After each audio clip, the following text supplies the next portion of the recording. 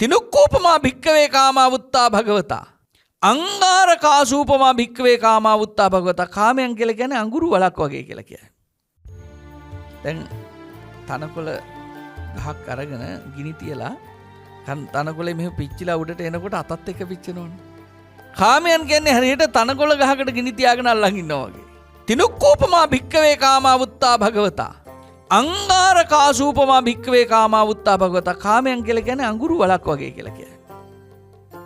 දැන් අඟුරු වලකට බලන්නකො හොඳට යට අඟුරු තිබ්බට උඩින් තියෙන්නේ අර අලුනේ.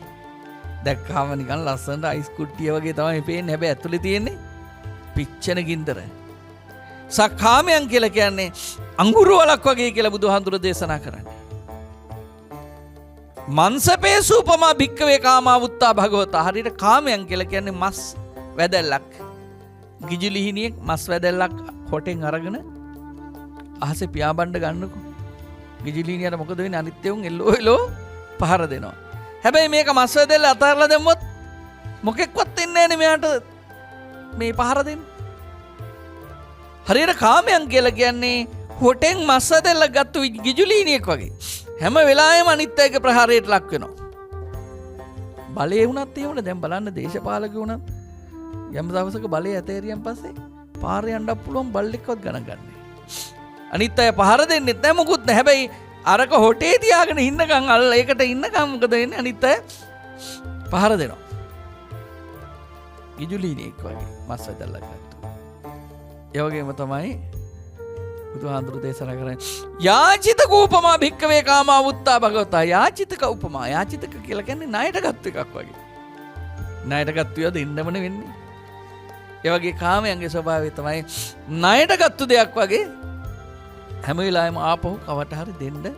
එහෙම නැත්නම් ආපහු අයිතිකාරයට දෙන්න යුතුයකමක් තියෙනවා. ඉල්ලගෙන එනවා, දොරට තට්ටු කරනවා, දීපන් කියනවා, ලියුම් එවනවා. පේන්නේ නැද්ද අපිට උනත් ඔය ලීසින් ගත්තාම ණය ගත්තාම මිනිස්සුන්ට ලියුම් කොච්චර එනවද? මැසේජ් එනවා.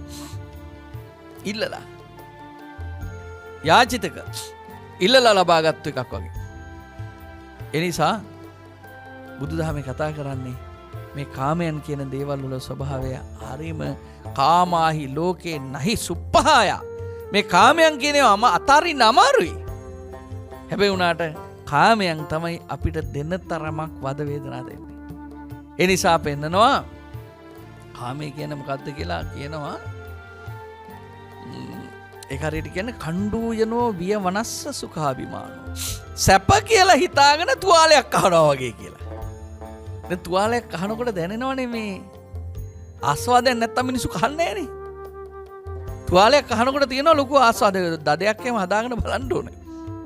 ආස්වාදයක් තියෙන හැබැයි කණ්ඩූයනෝ විය වනස්ස කහල ඉුණෙන් පස්සේ සතුටක්ද තියෙන්නේ දැවිල්ලක්ද? දැවිල්ලක් වේදනාවක් තියෙන.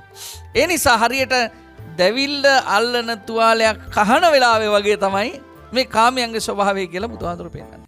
සරියුත් මුගලන් පරම්පරාවේ